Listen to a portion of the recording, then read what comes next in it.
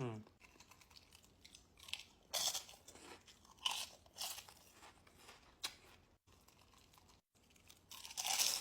Mm.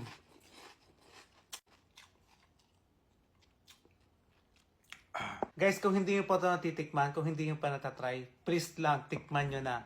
Seaweed chips pala to. Ito yung kanyang packaging. Meron silang iba't ibang klaseng flavor. 5 yung flavor nila.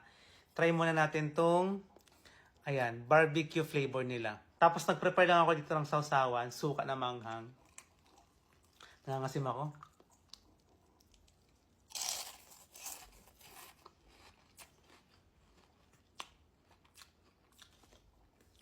Sobrang panalo talaga na ito. At sobrang crispy, as in. Ito yung itsura niya.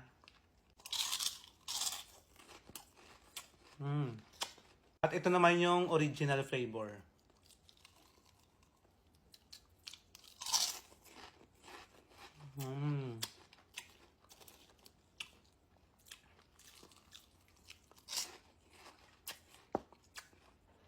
Panalo pag may suka.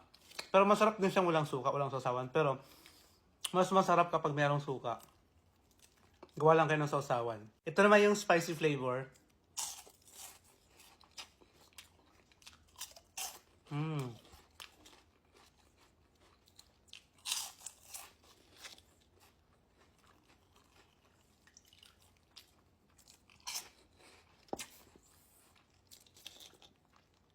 At alam niyo ba guys na yung seaweed is sobrang daming benefits. Ang sabi ko na dun sa una kong video na ginawan ko to ng video. Ito naman yung cheese flavor. Sarap na ito.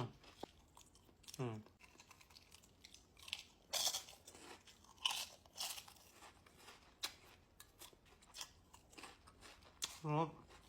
Ito naman yung sour cream.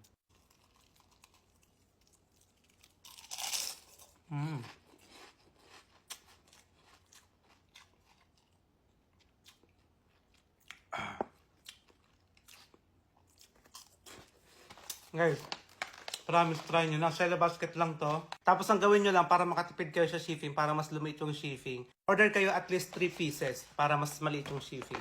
Makakatipid kayo. Guys, try nyo to. Promise, as in. Seaweed chips. Crispy seaweed chips. Panalo. Nasa basket lang to guys. Try nyo na. Hanggang niya. Bye-bye.